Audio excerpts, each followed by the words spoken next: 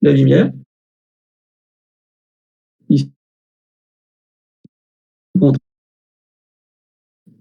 du. Ça aurait été plus simple d'expliquer d'exposition, mais de contraste. Je pense que, mais dans la réalité, c'est une valeur d'exposition, de surexposition.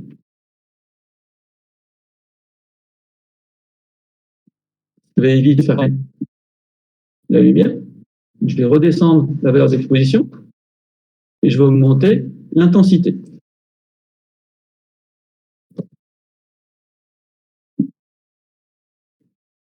Je reviens sur des niveaux plus doux.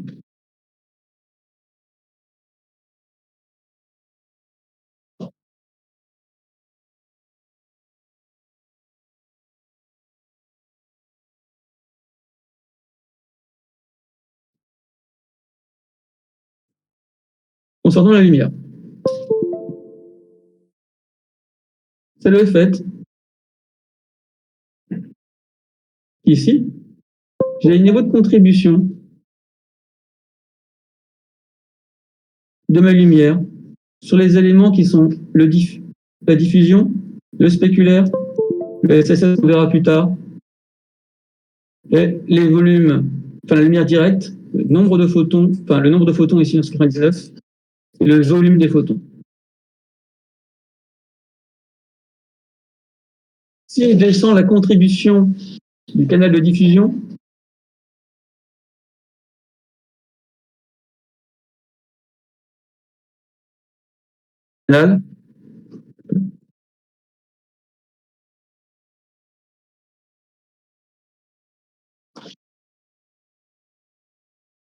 donc j'ai descendu le fait que la lumière puisse affecter le canal de diffusion, ça veut dire qu'il ne me reste plus que le spéculaire.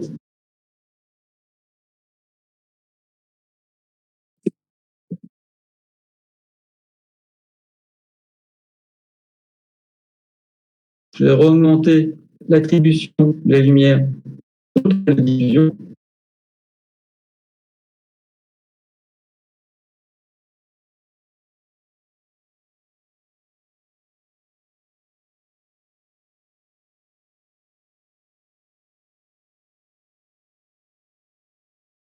Si je décide, est-ce que cette lumière-là ne participe pas à l'éclairage du spéculaire,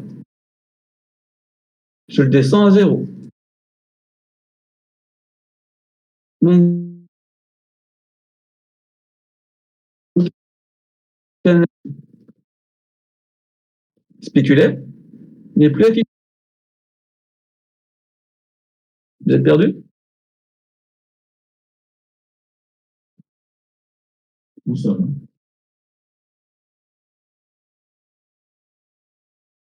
Je vais en mettre une valeur de base sur le spéculaire.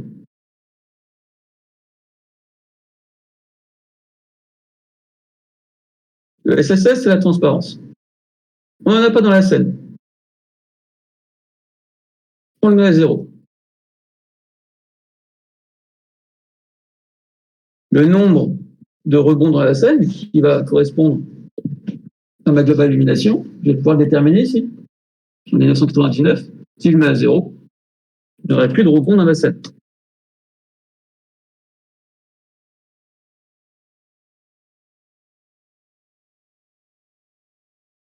Ça veut dire aussi que si je veux un travail de lumière dans ma scène, vais-je avoir besoin, parce que je vais décider, est-ce que toutes les lumières génèrent de rebonds ou pas? Ou est-ce qu'une lumière va suffire à faire travailler la globale illumination? Généralement, on nous va Randolph. Et comme par défaut, toutes les lumières vont envoyer un nombre de rebonds à une valeur de 999, on ne pense pas à les retirer. À partir du moment où on ne pense pas à les retirer, on va avoir 10, 15, 30 lights qui vont envoyer à peu près 1000 rebonds dans la scène. Donc on va se demander pourquoi le temps de rendu est si long. Parfois, une lumière va suffire à faire rebondir la globale illumination dans toute ma scène. Je rappelle que les rebonds éclairs C'est la lumière qui impacte une surface et qui rebondit sur une autre. D'accord? Donc ça, c'est aussi un élément qui va vous permettre d'améliorer le temps de rendu de votre image par Arnold. Il y a des trucs tout simples qui sont intéressants. Oui.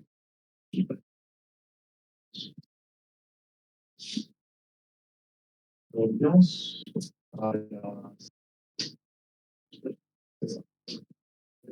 Qui peut expliquer ce que c'est qu'une global illumination?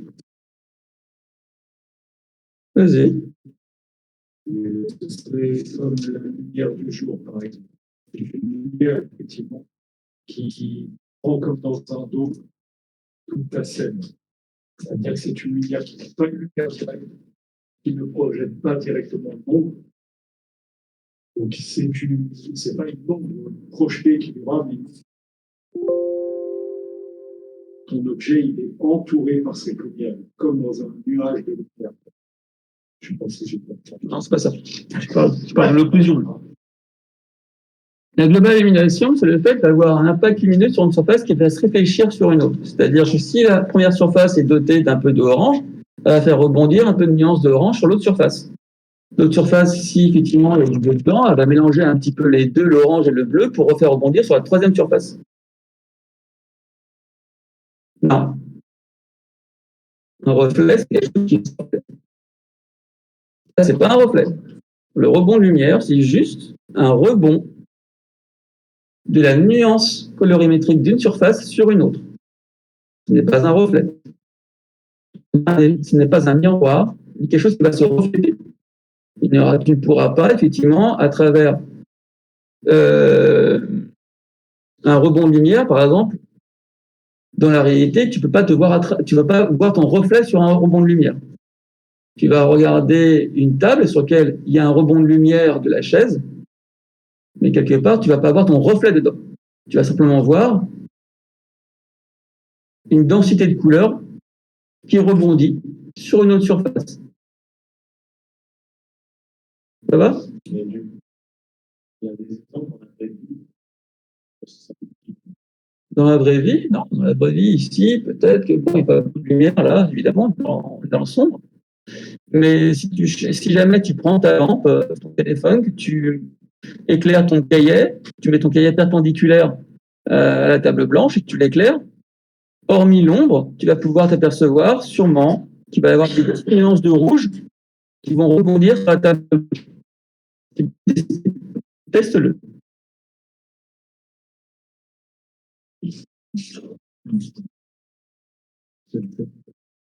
Non, tiens ton cahier droit. Droit. Non, comme s'il était debout. Et la lumière vers le bas et qui a roulé sur le cahier. Est-ce que tu vois une petite couleur rouge?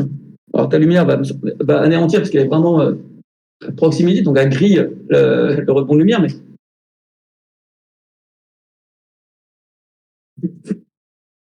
écarte ton bras, bien un peu plus de distance entre les lumières et surface.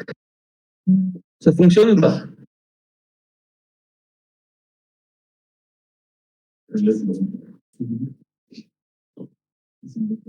Bon, tu feras des expériences à la maison.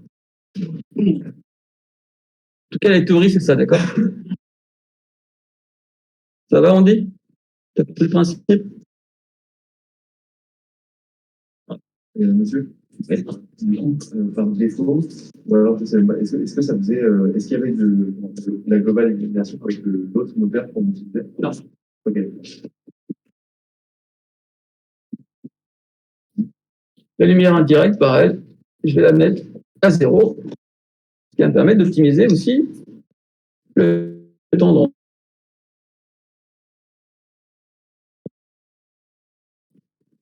Le calcul de mon image. Et là, je suis enchaîné sur ici les éléments qui vont permettre de retirer le bruit, donc d'améliorer l'image, généré par le moteur de rendu et les lumières. Et dans le même principe, j'ai des niveaux de contribution au niveau de l'amélioration de celle-ci, de mon image. Regardez, ici, j'ai une valeur additionnelle à droite de la réduction du bruit généré par la lumière sur la surface.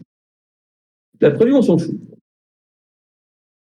La caméra, c'est l'anti-aliasing général. Dans notre moteur de rendu, c'était l'anti-aliasing vidéo, etc., pour flouter un petit peu les pixels, pour éviter d'avoir du crénelage. Là, c'est la même chose. La valeur multiplicative ici, pour améliorer l'image, de base et générale, c'est la caméra. À partir du moment où vous allez monter ce niveau, on va passer à 4, à 6, regardez, ça augmente les niveaux à la fois du canal de diffusion, du spéculaire, de la transmission et du SSS. Et du volume indirect également. Pris en compte. Même si ici on n'a pas de valeur multiplicative additionnelle. Je remets la valeur. Alors évidemment, on va avoir une meilleure qualité d'image, mais regardez toutes les valeurs que ça booste. Donc le temps de rendu va être multiplié par autant. Je reviens sur la valeur de base qui est 3, je crois. J'ai la possibilité d'améliorer mon image en travaillant la valeur multiplicative de la caméra, c'est-à-dire que si je augmente la valeur de celle-ci, ça va booster l'amélioration du canal de diffusion, du celui du spéculaire, de la transmission, du SSS. Puis sur F9, le rendu va être beaucoup plus long, car il va permettre d'avoir une meilleure qualité.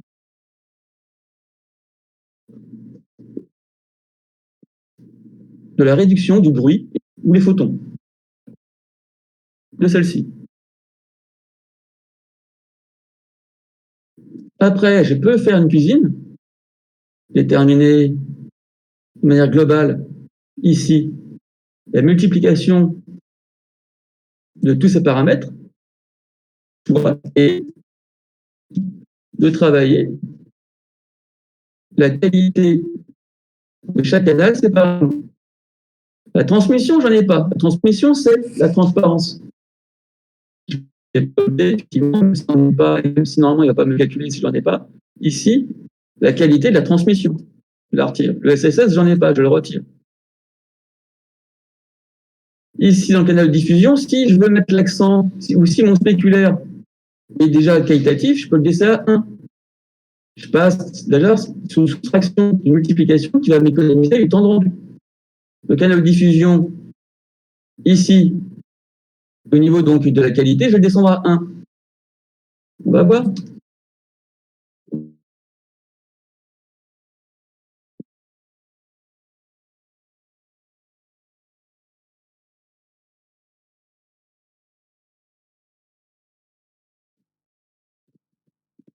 Là, on peut s'apercevoir que j'ai du bruit ici sur mon spéculaire.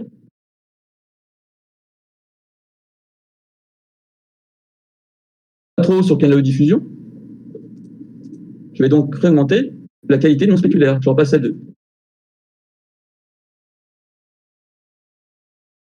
Et la qualité de rendu de mon spéculaire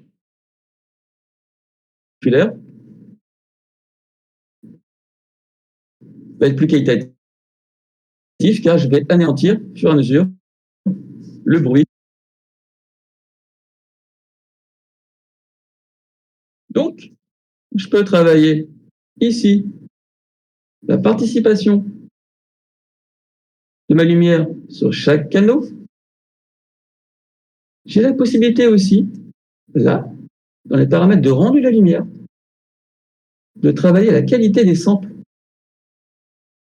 qui va venir contribuer et s'additionner aux valeurs multiplicatives pour améliorer le bruit de mon image. Si je décide qu'il n'y ait aucun travail d'amélioration sur les samples et sur les volumes, donc sur les rebonds de lumière, je le mets à 0. Mon rendu va être beaucoup plus rapide, car déjà à la base, un petit peu quand même, les rebonds de lumière apparemment, il y en a besoin.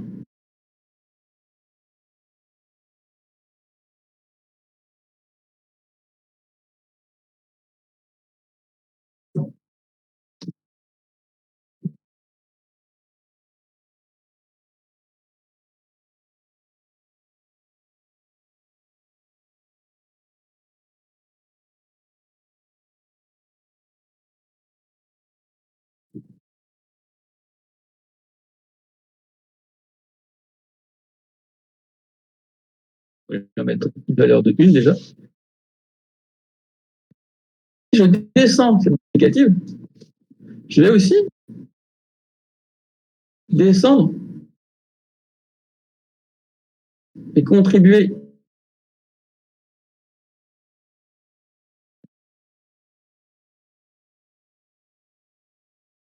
Si je veux absolument aucune contribution qualitative sur les samples, on va voir si on accepte.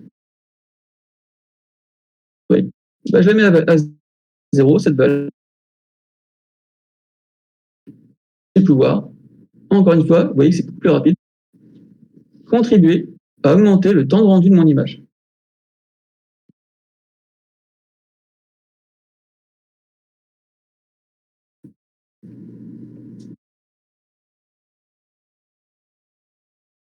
On n'a pas ces repères d'optimisation.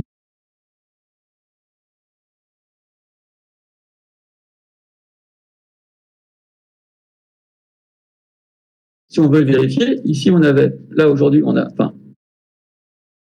36 secondes. Si je remets par défaut la qualité du sample des volumes,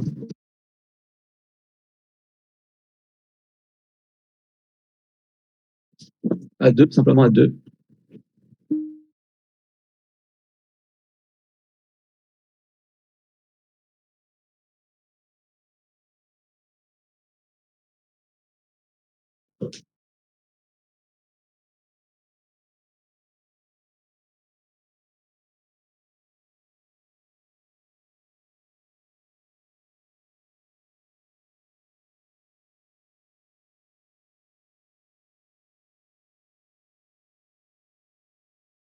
Bon, on a 35 secondes. Donc, on va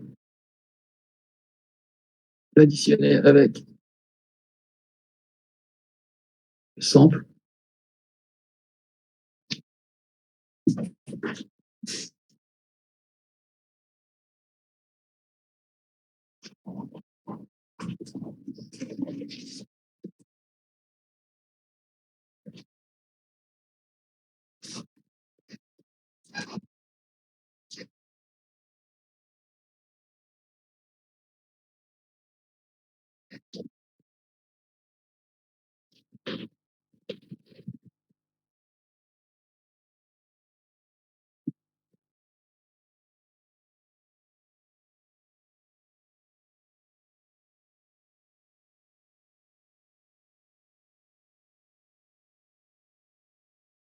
« 44.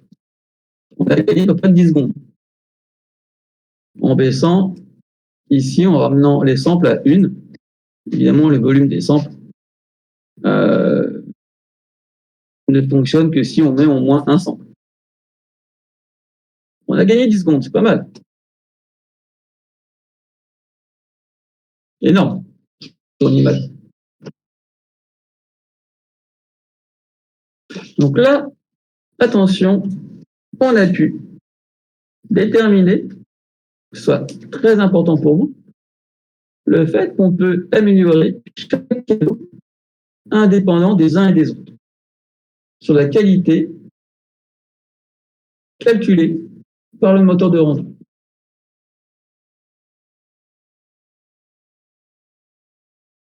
La caméra est une valeur multiplicative de tous les autres canaux. Si j'augmente, je multiplie la valeur du diff, du SP, etc. Si le fait d'augmenter la valeur globale de la caméra peut permettre de diminuer la valeur du SP, ça sera un choix. Ça va être à vous de voir quelle est la meilleure qualité en fonction de vos réglages. Je ne peux pas vous le dire, ça va dépendre de votre orientation caméra, ça va dépendre du nombre de lumière, ça va dépendre de la qualité et de la puissance donc de l'indice de réfraction ou de votre niveau donc de réflexion ou du spéculaire. C'est un paramètre qui vont venir en termes d'analyse. Donc, il est impossible pour moi de vous dire, voilà, vous mettez 2 ici, vous mettez 4 ici, ou 6 là, et ça va être parfait dans toutes les images. C'est impossible. Parce que tout le calcul est fait de manière ne fait plus en compte. Donc, de lumière, de rebond, les géométries.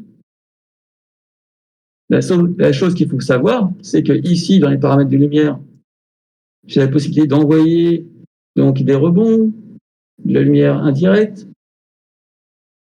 J'ai la possibilité, avec la lumière, à ce que celle-ci, grâce à ça, puisse contribuer à tout ça. L'amélioration de l'envoi des rebonds dans la scène. Et ici, de le travailler parallèlement avec les canaux du moteur de rendu qui va améliorer chaque canal. On retrouve à gauche dans le panel ici, et dans la contribution, la lumière en bas à droite, dans ces éléments donc de modification. Alors, j'aimerais bien sûr, c'est ça quelque part, je comprends que vous dormiez, que vous soyez fatigué. C'est très désagréable d'avoir des étudiants qui dorment quand je fais cours. Vous avez 2 semaines de vacances. Il est 15 heures. Le prochain qui doit dormir, il va dehors. D'accord? On est d'accord? Soit vous avez besoin de prendre l'air, vous allez tout de suite, pour venir frais, mais je vais tout de dormir.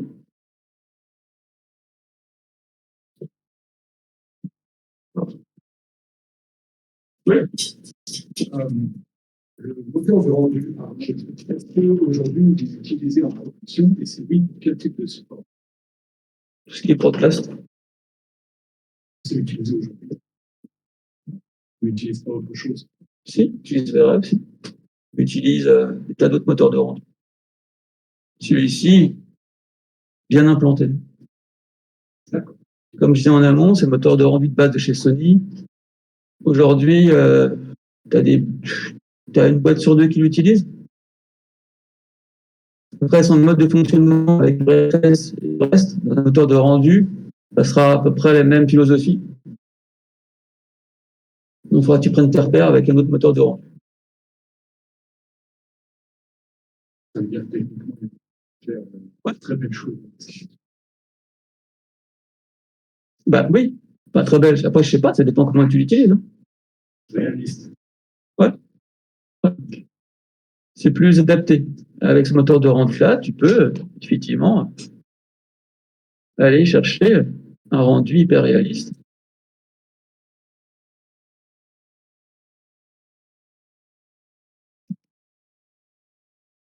Oui.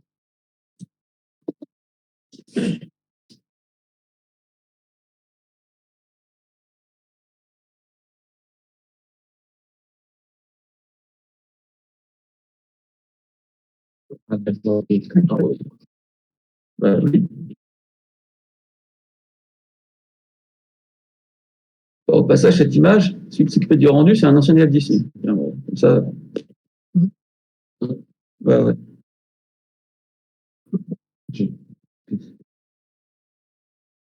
Ah.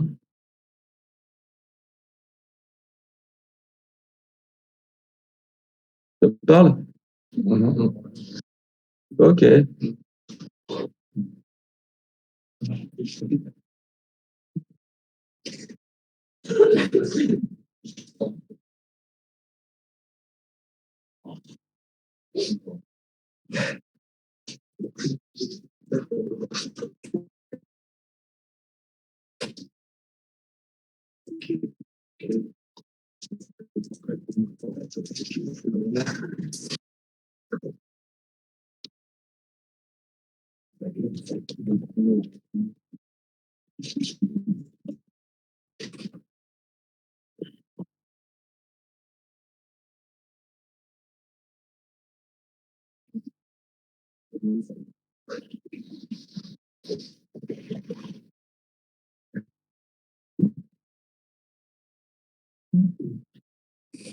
Donc ici, c'était Nathan Gabriel, la personne dont je vous parlais, qui lui est spécialiste lighting.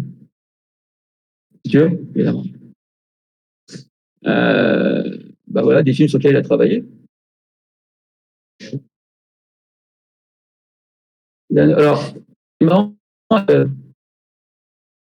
avec Gabi, c'est que c'est lui qui a fait le rendu sur sais pas s'il est là, ce film. Enfin, sur qui il a travaillé. Je crois que c'est sur Deadpool. Où effectivement, il y a un passage je sais plus que c'est. Et aujourd'hui, c'est devenu un cas pratique sur tous les mecs qui veulent faire du lighting sont rendus et les gars, ils sont des battles sur faire le rendu. Bien fort. Donc, on lui dit, après, j'espère que ça va mieux. C'est possible. Donc, voilà, on parlait d'Arnold, voilà, il est utilisé chez Framstore. Vous pouvez lire son petite interview qu'on avait réalisée.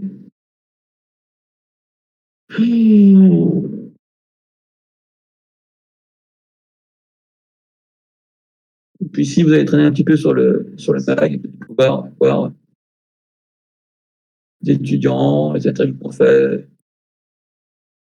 Évidemment, tout sera toujours en rapport avec l'école.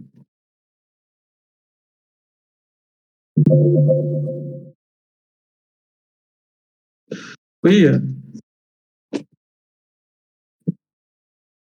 Alors, vous savez, c'est pas du tout inaccessible. Hein. Gabi, est un élève tout à fait modeste. Après, ce qui a propulsé, c'est le fait qu'il parte à l'étranger, tout simplement. Canada.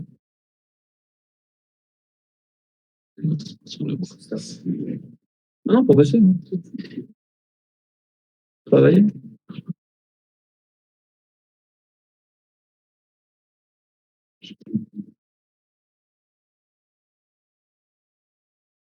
Voilà, hein, j'ai commencé à travailler il y a maintenant 7 ans. Après quelques mois de recherche, j'ai trouvé une petite société, Bluebird.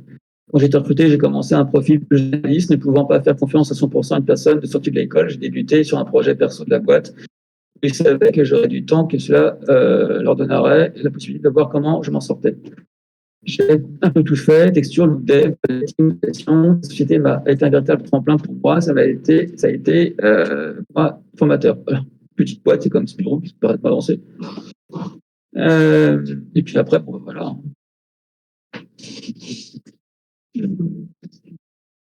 Oui. Dans une petite boîte, bon, on travaille quand même sur le long métrage, donc Spiro, c'est pas grave.